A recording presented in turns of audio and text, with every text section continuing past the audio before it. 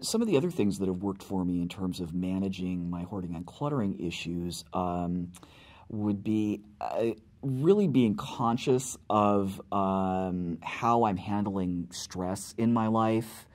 I do find that I tend to have more trouble keeping things organized, keeping my acquiring under control when I'm feeling very stressed. So stress management is a huge key for me. Another thing that helps immensely is making sure I'm not isolated, making sure that I have a support system. Friends, family members, people that I'm close to that are actively involved in my life. I need to maintain those relationships. Goal setting can be helpful. I make a list. Sometimes I think I even have a list of lists.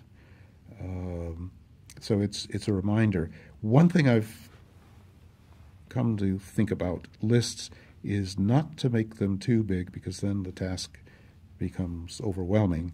So I usually try to keep an initial list fairly small, not try to do things in enormous stretches of time, because one does fatigue.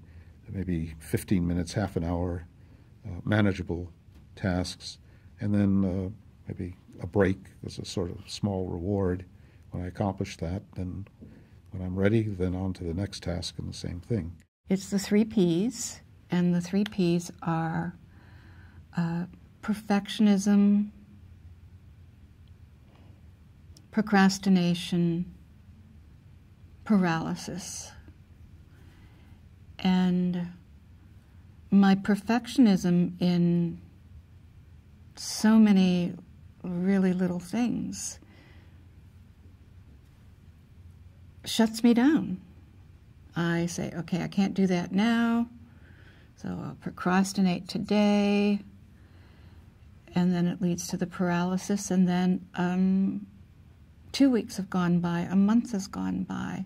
One of the things that we're doing, especially this time, is like set aside a time when you're not distracted. The problem too is I always always feel that I'm oriented towards getting rid of stuff, and so I get into doing it, and then I get distracted by something else. There's always something to distract you. There's music, there's TV, there's a computer, a phone call, and stuff like that. And one of the things that I've learned is to discipline myself for about a half hour a day, have like a timer, and like time myself that this is the time that I'm going to spend in getting rid of stuff, and nothing else is going to be in my mind, like being in the moment of being in that half hour.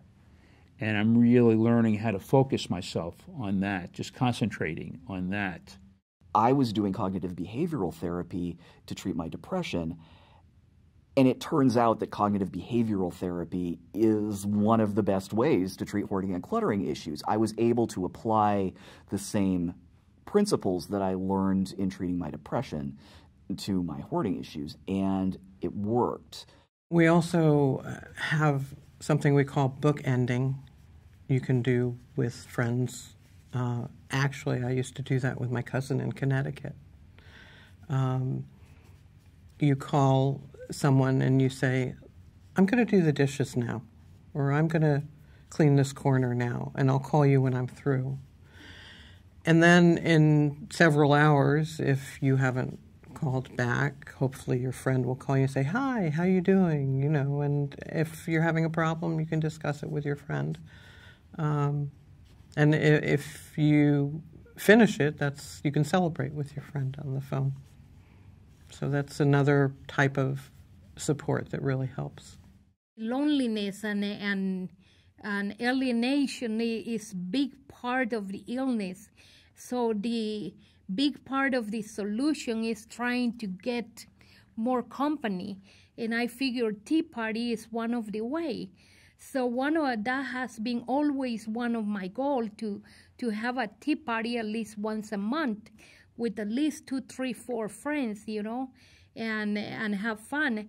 And that really, really encouraged me and get me going, put that fire to get things done and clear up and make the house as pretty as possible and welcoming and do all these things and have my friends together there and have this pretty little tea party with my friends. If I'm expecting a visitor, then I clean up. I make an appointment with them and clean up in the meantime, straighten up a little. So it's becoming easier and easier for me to straighten up. What I've learned over the past year is if I want a clean sink, I can't just do it once. You know, you have to keep your sink, the kitchen sink, you have to keep the kitchen sink clean. You can't just do it today. I mean, you can't just do it once. You have to do it today, and you have to do it today, and you have to do it today. So that is a real accomplishment. The sink is clean. You know, there are no dishes, nothing soaking to be done at a later time. I get my sink clean. Also, just practicing self-care, making sure that I watch my health, that I get enough rest, that I'm involved with things that I care about, that I am, for me, you know, reading and involved in creative activities. I write, so that helps me. Just making sure that I'm doing all the things in my life to be in the best, happiest, healthiest state I can be is something that is a preventative measure for me in terms of making sure this doesn't get out of control again. I collect newspapers a lot, and I was getting the Sunday New York Times, and I wanted to get it. I don't get it anymore, but last Sunday was the Sunday Fall Arts Review, and I loved getting it, and it was great to read it the whole day because the world was at my fingertips, you know, anything I wanted. But the next day it was clutter. It was just clutter. It was just cluttering my apartment, and I realized that everything I buy, everything now, is clutter, and so I'm thinking that the process is going to be that I'll be able to make that decision before I actually bring it into the house. And that's really wonderful, you know, this observation. You know, I'm just discovering these things, that I have the power to make these changes. And it's just been great. It's just been great. I can't praise it enough.